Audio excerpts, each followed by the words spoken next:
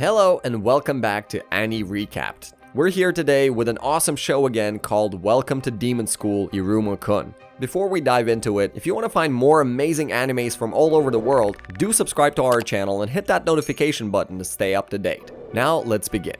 In the middle of the ocean, a timid 14-year-old boy called Iruma is working on a tuna fishing boat. Because his parents are lazy and selfish, they are making him earn money for them.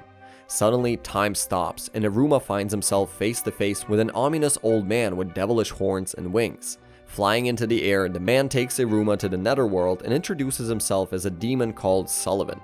He explains that Iruma's parents have sold his soul to him, but Iruma isn't surprised considering how awful they usually are. When they arrive at Sullivan's mansion, it turns out Sullivan is just a wholesome demon who asks Iruma to become his grandson. We find out that Iruma is a huge pushover who has never refused a request in his life, which is why he has been slaving away for his parents. So when Sullivan starts begging him to become his grandson, Iruma has no choice but to accept. Overjoyed, Sullivan tells Iruma he will receive only the best food, clothes, and accommodation. He also wants Iruma to enroll in a demon school since his parents never let him go to a human school. There has never been a human student in a demon school, so Iruma will have to pretend he is a demon if he doesn't want to, well, get eaten. Sullivan also douches him in perfume so he doesn't smell like a human anymore. Before the terrified Iruma can even say a word about all this, Sullivan leaves, telling him he should go to sleep early so he can wake up for school in time. Left alone, Iruma goes to sleep thinking everything was a dream. Waking up in the morning, he realizes that it wasn't. Sullivan happily takes a photo with him and sends Oprah, his butler, to take him to the demon school called Babel's. Arriving at Babel's together with hundreds of demon students, Oprah leaves and Iruma is left to his own devices. He is terrified of being eaten, but even though the atmosphere seems threatening to him, nothing bad is happening and the students pretty much act like humans would. When the entrance ceremony begins, Sullivan appears at the podium, revealing he is the school's principal. He immediately directs everyone else's attention to Iruma, introducing him as his adorable grandson and praising him loudly, while Iruma is embarrassed and scared of standing out. Next, the representative of the new students appears, a popular and handsome demon called Asmodeus. However, instead of Asmodeus giving a speech for the new students, Sullivan has arranged for Iruma to give one. Having no other choice, Iruma climbs on stage, shaking with fear and with nothing to say. Suddenly, a piece of paper flies into his hands. It's a message from Sullivan saying he wishes him the best in the upcoming school year. Underneath that text is a strange spell. Not knowing what else to do, Iruma reads out the spell even though he doesn't understand it. While he is reading it, the audience grows tenser and tenser, and when he finishes, everyone starts cheering for him. Approaching Iruma, one of the school's teachers scolds him for chanting a forbidden spell, revealing he could have exploded if he read it wrong. Because of this, everyone is impressed by Iruma's bravery, even though it turns out that the only thing the spell does is ensure one doesn't trip and fall for a day. While Iruma is leaving the stage, Asmodeus, the honor student, suddenly stops him. He is angry at Iruma for delivering the speech instead of him, and wants to test if he is worthy of stealing the spotlight from him. While Iruma is still confused, Asmodeus, who is a master of fire spells, starts throwing fireballs at him like crazy. Surprisingly, Iruma ends up successfully dodging every single one of his attacks for a whole 20 minutes. His parents have been putting him through dangerous situations his whole life, so Iruma has become a master of dodging anything dangerous or scary. Getting even angrier, Asmodeus creates a sword made of flame and attacks. Iruma manages to dodge, but Asmodeus' momentum makes him run in the direction of a female student. Realizing she is in danger, Iruma grabs Asmodeus to stop him from hurting her, since he can't fall over because of the magic spell from before. Iruma ends up defeating Asmodeus by accidentally performing a German suplex on him. The demons watching the fight are impressed, and Iruma becomes the talk of the school, even ending up in the newspapers. Later, Asmodeus visits Iruma and kneels before him. He has gained enormous respect for Iruma, and since demon law says that the loser of a duel must serve the victor, he happily vows to become his subordinate. Iruma can't believe what's happening and just wants to live peacefully. The next morning, Sullivan cheerfully wakes up his new grandson, and the two of them have a big breakfast together. The netherworld's food looks strange, but it tastes delicious, and Iruma is happy he can eat as much as he wants. When Iruma sees how happy Sullivan is because his grandson is going to demon school, he can't bring himself to tell him he is afraid to go. At Babel's, Iruma doesn't want to attract any attention, but everyone is already talking about him. Asmodeus greets him, still as respectful as the day before, and helps him find his way around school. That day, the demon students are going to perform the familiar summoning ritual. That is a ritual where demons summon a magical beast and make it their subordinate. The students are then ranked according to the power of the magical beast they are able to summon, and they are assigned to a class. Climbing those ranks leads to success at Babel's. When they arrive at the classroom, a serious and scary teacher introduces himself as Nabirius Caligo, the one in charge of the summoning ritual. He immediately singles Iruma out and calls him trash for using a forbidden spell and fighting against another student on his first day at school. Caligo gives everyone a piece of parchment with his personal seal on it, so that they can't bring a fake one. The students are instructed to draw a circle of blood on the piece of parchment and then burn it, making a magical beast appear out of the smoke. When a blood pact is made, if the familiar tries attacking its monster, it's automatically punished by being zapped with magic electricity. The students line up and start summoning magical beasts until almost everyone has a familiar of their own. When Asmodeus' turn comes, he summons a huge, impressive Gorgon snake, much more powerful than anyone else's familiars. Next up is Iruma, and everyone is anticipating he will do something great again. However, he is a human, and he doesn't have any magic power, so he thinks he shouldn't be able to summon a familiar. When he tries doing the ritual anyway, something goes wrong. It turns out that humans can perform summoning rituals too, but instead of magical beasts, they can only summon demons to make them their familiars. Because Iruma's piece of parchment had Caligo's seal on it, Iruma ends up summoning Caligo as his familiar to everyone's disbelief. Caligo is furious, but before Iruma can help him, he passes through the summoning circle and emerges in the form of a small bird-like creature. Seeing this, all the students conclude that Iruma is such a fierce and powerful demon that he punished Caligo for his attitude towards them by making him his familiar. Since familiars can't disobey their masters, Caligo has to listen to Iruma now. Visiting Sullivan, Caligo and Iruma find out from him that their pact can't be broken for a full year. Hearing this, Caligo falls into despair and takes some time off. As a result of summoning Caligo, Iruma becomes even more infamous, becoming known as the demon who managed to make another demon his familiar. Asmodeus also keeps acting as his personal servant and bodyguard, so everyone fears and respects Iruma even more. One day, while they're on their way to the classroom, Iruma and Asmodeus meet an incredibly hyperactive girl called Clara, who immediately introduces herself to them. While she's making a huge commotion, Asmodeus tells Iruma that she is known around Babylis as a weirdo who is a pain to be around. When Clara asks Iruma and Asmodeus to play with her, Asmodeus wants to run away, but Iruma can't decline her request since she asked them nicely. They end up getting roped into playing her weird games. Clara is having a lot of fun, Asmodeus is getting increasingly irritated, and Iruma is mostly confused, but he is still having fun. 2 hours later, Iruma and Asmodeus are exhausted, but Clara is still full of energy. From a pocket on her skirt, Clara takes out juice and snacks for them. Because of her family's bloodline ability, she can pull out anything she has seen before from her pockets. Suddenly, 3 students arrive and greet Clara. They act like they're her friends, but they're actually using her to get free stuff. She usually gives them snacks in exchange for them half-heartedly playing with her. Clara tells Iruma and Asmodeus they're first who have genuinely played with her. She nervously asks them if they want to play with her again, and Iruma immediately tells her they do, even though Asmodeus isn't as eager. The next day, the 3 have fun again.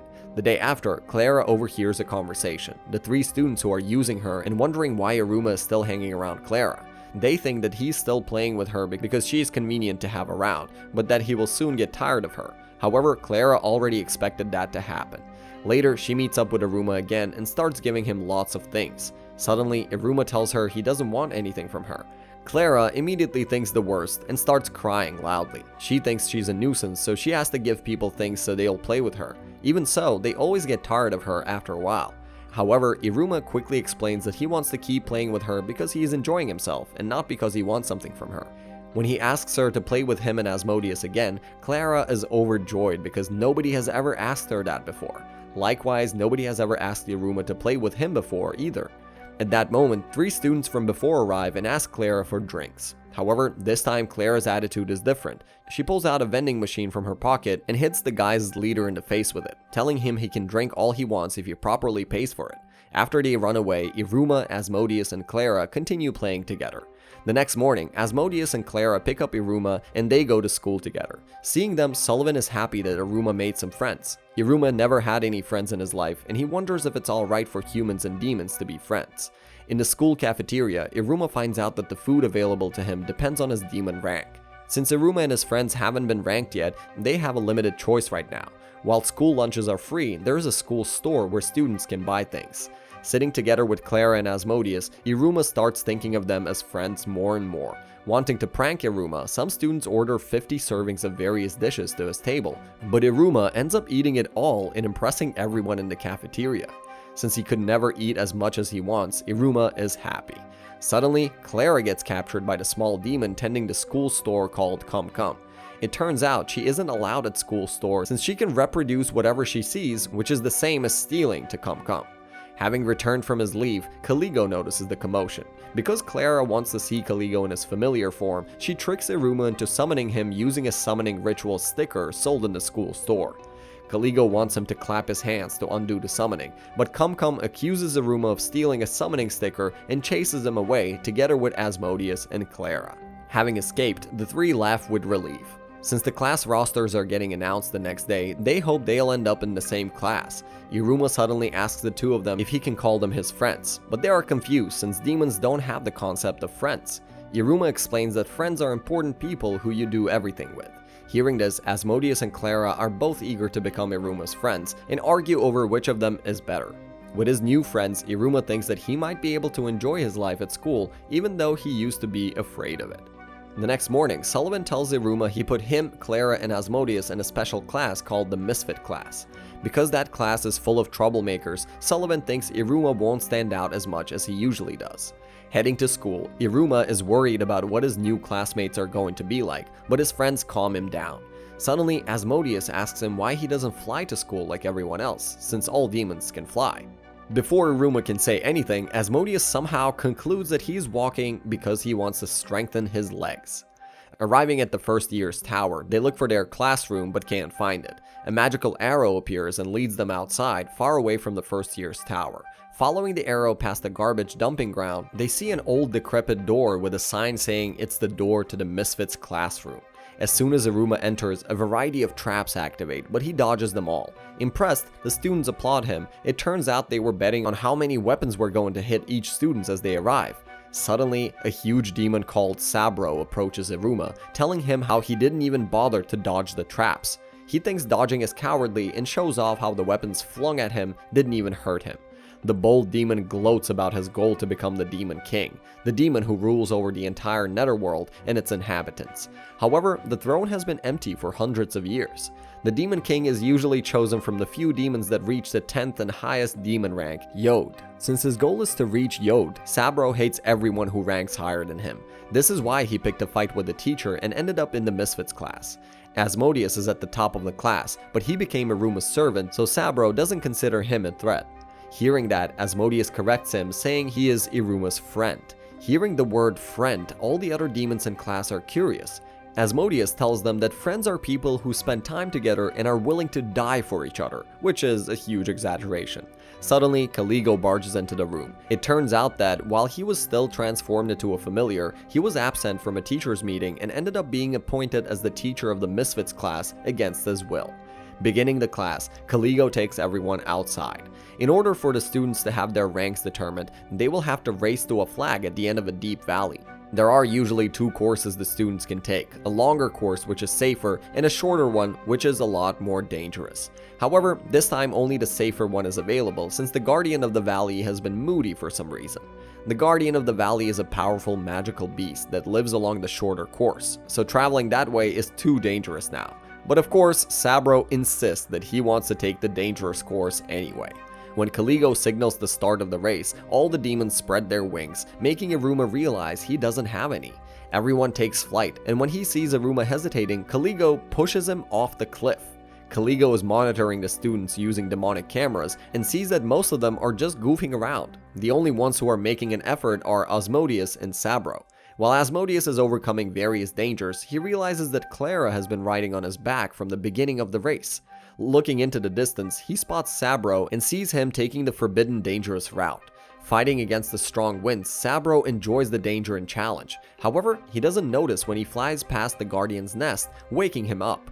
Meanwhile, Iruma ended up being caught by a demon crow. He has already accepted that he is going to be eaten, but suddenly the crow drops him, afraid of something. Iruma falls into a huge nest, which turns out to be the Guardian's nest. While the Guardian is missing, its chick is still there. Noticing the chick has hurt its leg, Iruma realizes that its injury is the reason it's moody. While he's trying to help the chick, a drop of his blood falls onto its leg and miraculously heals its injury completely. Iruma realizes human blood has healing powers in the netherworld.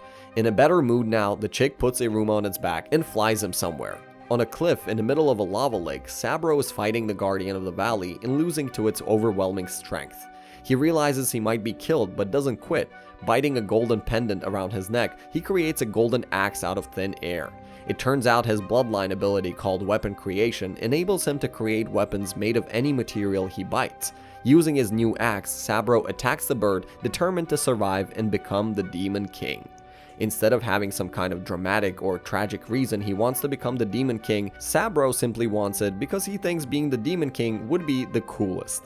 He bites onto a silver pendant and creates a huge sword. However, no matter how fiercely he attacks, the sword doesn't pierce the monstrous bird's skin and it simply throws Sabro to the ground. Rising back to his feet, Sabro prepares to continue the fight, but Iruma suddenly appears and stands in his way. Having arrived on Guardian's chick's back, it quickly tells the Guardian that Iruma is a nice guy, making it stop its assault. When Sabro prepares to sneakily attack once again, Iruma manages to convince him the Guardian won't attack them anymore. The two huge birds bow down to them and Sabro gains respect for Iruma, realizing he is an incredible demon. Meanwhile, Asmodeus and Clara arrive at the goal. Time passes and everyone else reaches the goal too, but Sabro and Iruma are nowhere to be seen. Caligo wants to disqualify them, but suddenly there's a huge gust of wind.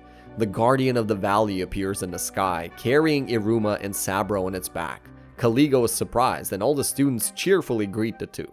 Later, the time comes for the students to get ranked in order they finish the race. While they're waiting for the others, Sabro thanks Iruma for saving his life and apologizes for being rude to him when they first met. He acknowledges him and considers him his rival for the Demon King's throne from then on.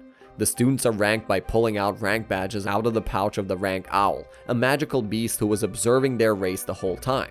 While most students get into the first, second, and third rank, Asmodeus gets into the fourth rank, Daleth, for arriving first in a race. For finishing the race together with him, Clara gets into the third rank, Gimel. For arriving last, Sabro only gets into second rank, Bet. At the very end, it's Iruma's turn. Unexpectedly, instead of pulling out a rank badge, he pulls out an ominously glowing ring, causing the rank owl to fly away in panic. Seeing the ring, Sabro remembers reading a scroll saying the next Demon King will descend from a foreign realm and wear the golden ring of Solomon on his right hand. Iruma realizes he can't take his ring off, but nobody wants to help him because they're scared. Suddenly, a terrifying ghost comes out of the ring and starts screaming loudly. Bravely, Sabro approaches the ghost to shut it up, but the ghost makes him collapse with a single touch. When Asmodeus tries the same, he also drops to the ground. It turns out the ghost sucks up the magic power from whoever touches him. When Caligo approaches him, the ghost makes him see an illusion of him getting his arm blown off. Realizing the ghost is a serious threat, Caligo prepares to cut Iruma's arm off to get rid of it, but Sullivan appears and stops him. The ghost tries sucking up Sullivan's magic power, but Sullivan gives him so much magic that he can't eat anymore and retreats back into the ring. Sullivan explains that the ring is called the Glutinous Feeder Ring. It's a magical item that stores the wearer's magical powers, but as soon as it becomes empty, it'll try eating the magic of anyone who comes near him. He tells Iruma that strange things come out of the rank owl's pouch, and that the ring is harmless as long as he feeds it. After the danger is over, everyone takes a photo together. Since Iruma's rank turns out not to be measurable, Iruma gets into the first rank, Aleph. He is happy since he thinks he won't stand out anymore, but in the end, he becomes even more famous than before because he tamed the Guardian of the Valley. To Iruma's horror, Sullivan drives him to school in a luxurious carriage the next day, attracting everyone's attention. Before he leaves, Sullivan gives Iruma a cell phone so he can call him anytime he wants. In class, Caligo tells the students they are going to start having classes with the other teachers. During the day, the students learn various things with different teachers. In the end, they attend a demonic botany class with an airheaded teacher called Susie. They learn to make a flower bloom by chanting Quan Quan and channeling their magic power into a flower pot. Iruma doesn't have any magic power, but he imagines cherry blossoms while holding his pot. He says Quan Quan as a joke, but suddenly his ring starts shining. Sullivan calls him on the phone and tells him he can actually use magic through the ring. Sullivan's magic power is still inside the ring, but he hasn't adjusted the magic power output yet. At that moment, Iruma's plant starts glowing and growing until it breaks through the ceiling, forming a beautiful cherry blossom tree. From her office's window, the student council president called Emily Azazel observes the scene. She knows cherry blossom trees only exist in the human world. The student council of the Babel supervises all the students and maintains peace in the school. As its president, Emily does her best to make Babels the best it can be, and everyone knows her and loves her. She's also one of the few demons who knows that humans exist and they aren't just a fairy tale. Having observed Iruma for a while, she started to suspect he is a human. Once Emily is left alone at her office, she enters a secret room where she keeps a bookshelf full of forbidden texts that contain information about the human world. However, it turns out those secret texts are actually just volumes of a romance comic called First Love Memories. Emily can't read Japanese, but she's fascinated with the comic anyway. Unable to understand it properly, she thinks that in the human world, boys can make girls fall in love with them just by bumping into them. At the Botany Tower, Iruma is helping clean up the damage his cherry blossom tree has caused. Finishing up, he heads back into the school to put away the cleaning tools. While he's walking around a corner, he bumps into Emily, who is hurrying home. Iruma asks Emily if she is alright, just like the male character in First Love Memories, and she is shocked. Realizing the boy who bumped into her is Iruma, she is now sure he is a human. Calming down, Emily decides to contact her father, who is the head of the demon police, and have Iruma captured without causing a panic among the other demons. She considers Iruma a threat, but keeps getting embarrassed comparing him to the boy from First Love Memories, while Iruma thinks she's just angry at him. Suddenly, a volume of First Love Memories falls out of Emily's pocket, and Iruma immediately recognizes it. He used to love that series, and he was even an assistant on it. Realizing Iruma can read the comic to her, Emily decides not to tell him she knows he's human. She drags him to her office and he is scared, but she ends up just giving him tea and cookies and asks him to read First Love Memories to her. She's making an excuse to herself that she's making him do it just so she can confirm he's a human. Sure. Iruma goes along with it and dramatically reads the comic to her while she listens intently. He ends up going through the whole first volume and it's already dark outside by the time he's done. Embarrassed, Emily gives Iruma her number and tells him to come whenever she calls him, but never to tell anyone. While he's going back home, Iruma realizes he had fun with Emily. Meanwhile, Emily is looking at bookshelves full of First Love Memory volumes, torn between reporting Iruma to the authorities and continuing to invite him to read for her. The next morning, Oprah suddenly asks Iruma if he wants to go back to the human world, but Iruma realizes he is a lot more happier in the netherworld. Oprah tells him he could actually go back if he graduates school with a high rank. At Babel's, Iruma, Clara, and Sabro are goofing off. Iruma is thinking about raising his rank even though he's a human when he gets a message from Emily inviting him to her office. Seeing Iruma run off somewhere, Asmodeus and Clara are worried about him and decide to follow him. They decide to buy detection warding glasses at the school store. Finally, the two of them see Iruma and Emily walking into a room together, and they are shocked Iruma is secretly playing with someone other than them. Asmodeus completely misunderstands the situation, thinking Iruma wants to gain control over the student council so he can rule the school. In Emily's office, Iruma continues reading First Love Memories to Emily. He gets to a part where the characters are talking about dreams. He asks Emily if she has one, and Emily doesn't know about dreams, but knows about ambitions. She tells him she is proud to be a demon and wants others to be proud of it too. Her ambition is doing her best to make Babel's the best school possible so that any demon would want to proudly attend it. She then asks what Iruma's ambition is, and Iruma realizes he doesn't actually have an ambition or desire of his own. He does his best to think of something, but he can't think of anything.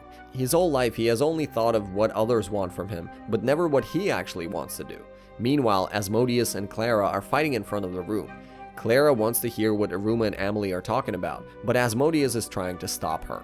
Inside, Emily tells Iruma to create an ambition for himself right now. However, he can't come up with anything on the spot, and Emily then suggests that he just does his best to raise his demon rank to bet for now. Suddenly, Clara and Asmodeus break the door down, and Clara literally drags Iruma out because she wants to play with him. Before Iruma leaves, Amelie tells him that if he is really interested in raising his rank, she will wait for him until he can stand by her side. The next morning, Clara asks Sabro how she can get Iruma's attention back from Amelie. Sabro tells her she needs to capture him with her feminine charms, and she decides to try doing that. Finding out about an elective course in seduction, she decides to take it. When the time comes, Clara finds herself with the other girls in seduction class, which is taught by a succubus called Rain. First, Rain measures the girls' sexiness and finds a reasonable sexiness percentage in almost every one of them. However, when she reaches Clara, she realizes she's only 2% sexy, which is incredibly low. In order to help her, she gives Clara a stack of special textbooks. After class, Clara reads them and decides to try out some of the techniques described there, like doing sexy poses or wearing flashy clothes and makeup. However, she fails completely, and Iruma is just confused every time she tries seducing him. At the end of the day, Clara is sad because she keeps failing. Arriving home, her family notices there's something wrong and manages to cheer her up. Getting her energy back, Clara decides to keep trying. The next day, Clara meets up with Iruma again. She performs all her seducing techniques at the same time and tries kissing him, but Iruma dodges her and she ends up torpedoing into Caligo at full speed. At seduction class, Rain tells Clara she is hopeless after all, but tells her about a secret weapon, a special pheromone perfume that can make anyone fall for her. However, Clara doesn't want it. Leaving the class, Clara sits down outside, frustrated because she can't seem to get Iruma back from Amelie. Suddenly, Iruma appears telling her it's dangerous for a girl to be alone at that hour. Realizing Iruma actually considers her a girl, Clara is overjoyed. Promising Iruma she will make him fall for her one day, she flashes him such a beautiful smile that his heart skips a beat. Aww. Looking at her from the distance, Rain notices Clara's sexiness level rose to 10% at that moment. The next day, Iruma tells his friends he decided he wants to raise his rank to bet after all. Hearing that, Asmodeus gets fired up and starts loudly talking about how Iruma will take over the entire school, even though Iruma just wants to rank up once for now. Unfortunately, he is so loud that the other students all hear him and are once again impressed by Iruma. He actually inadvertently motivates the other students to raise their ranks with him. Asmodeus leads Iruma and Clara to Babel's underground gym. He tells Iruma he can rank up by getting good marks on a rank promotion exam. The next exam is held the following week, and the students will be tested through a game called Execution Cannonball. The game is based on an accident and brutal way to settle territorial disputes between demons, and it turns out that the contemporary version of the game is just like dodgeball in the human world. Summoning some puppets to act as practice players, Iruma, Asmodeus, and Clara start practicing. Suddenly, Sabro and everyone else from the Misfits class appears, fired up to play with them. However, they all use their different bloodline abilities and make the game a lot more dangerous than before, making Iruma realize he has no chance against them. Returning home, Iruma asks Sullivan to train him, and Sullivan is more than happy to help. Sullivan helps him with his throwing form and tells him he should try shouting Libera when he throws the ball. Thinking nothing of it, Iruma does it, and his ring reacts, making a huge dragon made of magic come out and launch the ball with the incredible force. Iruma is surprised, but he doesn't want to cheat and use Sullivan's magic to win. He wants to use his own power instead. Hearing this, Sullivan is proud of his grandson. He uses magic to strengthen Iruma's hand so that he can at least catch a ball thrown by a demon and have a fair game against the others.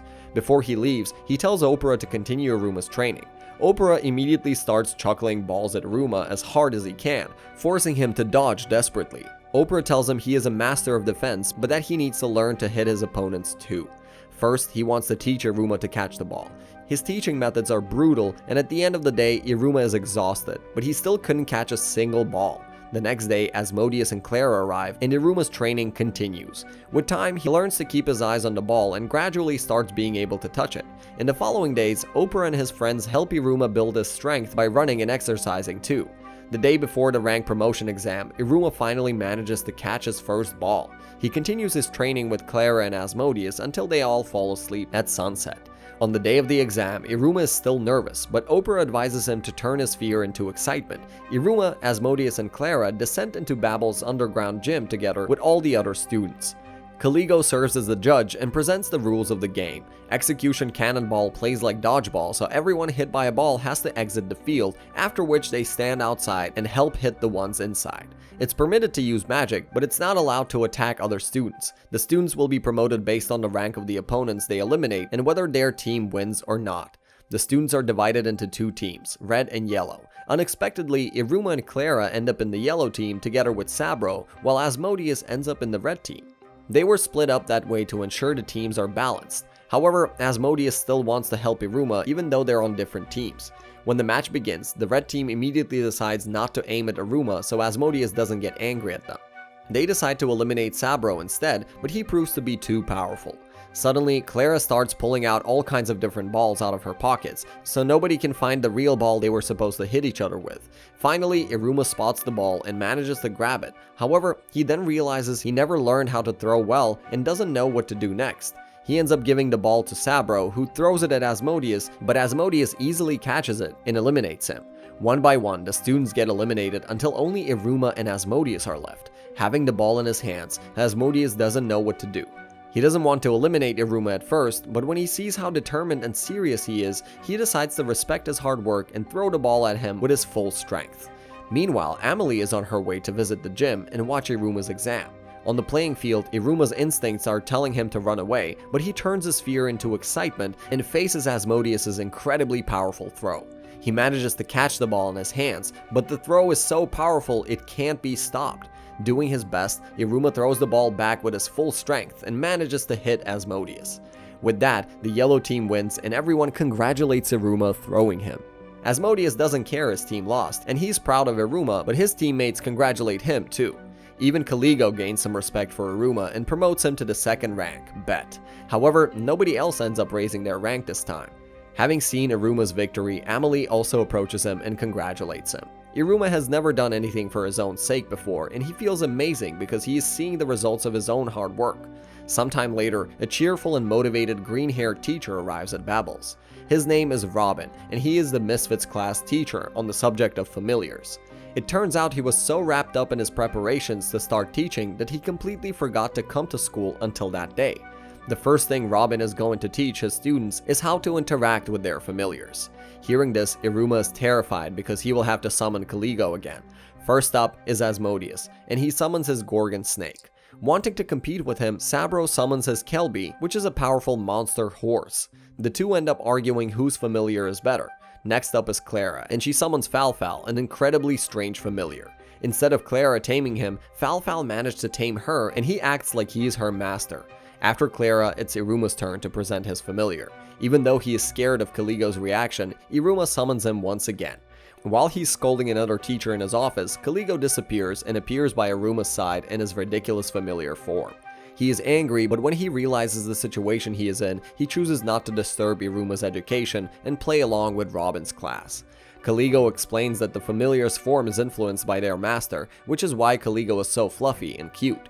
Continuing his class, Robin tells the students they need to build trust with their familiars. First, he tells them to try playing frisbee with them. Caligo doesn't want to do it, but when Robin says he will have to bring down Iruma's grade if his familiar doesn't listen to him, he plays along.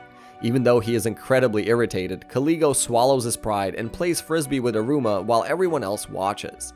After that, Robin tells the students to dance with their familiars, chase each other, and run a three-legged race with them. It all makes Caligo hate Robin more and more.